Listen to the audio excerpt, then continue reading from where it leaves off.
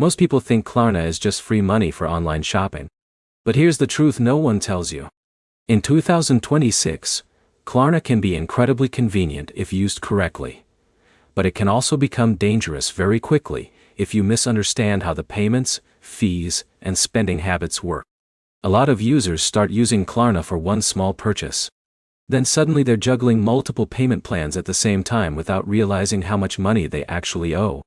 That's why understanding the system before using it matters so much. In this video, I'll explain exactly how Klarna works in 2026, whether it's safe, the biggest pros and cons, and the mistakes you absolutely need to avoid. Let's get straight into it. Klarna is a buy now, pay later service that allows users to split purchases into smaller payments instead of paying the full amount upfront. Let's say Alex wants to buy a new laptop for work, but doesn't want to spend all the money at once. Klarna may allow him to divide the purchase into smaller scheduled payments over time. One reason Klarna became extremely popular is convenience. The checkout process is fast, beginner-friendly, and available at many online stores. The most common option is the pay-in-4 model. This usually splits the purchase into 4 smaller payments over several weeks. For many users, this feels easier to manage than paying everything immediately. But here's the problem.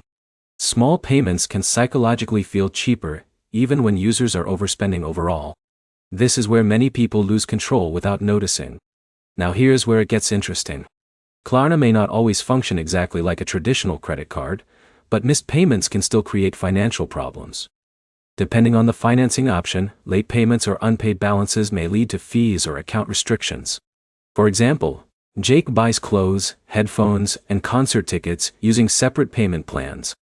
Each individual payment seems manageable, but combined together, the total monthly obligation becomes much larger than expected. This is where most people fail.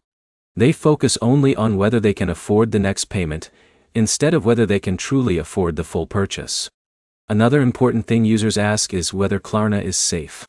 In general, Klarna is considered a legitimate and widely used financial platform. The app uses security protections similar to many modern financial services. But safety also depends on user behavior. In a minute, I'll explain who should actually use Klarna and who should avoid it completely. Klarna works best for disciplined users who carefully track spending and use buy now, pay later services occasionally for planned purchases. If John already budgets responsibly and understands repayment timing clearly, Klarna can be a useful flexibility tool.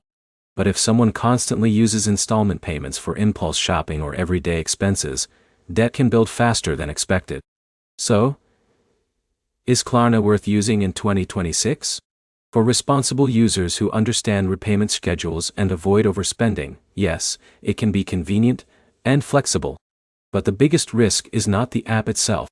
It's losing track of multiple payments over time. If this Klarna review helped you understand how the app really works and whether it's safe to use, hit the like button, subscribe to the channel, and comment below whether you think buy now, pay later apps are helpful or risky in 2026.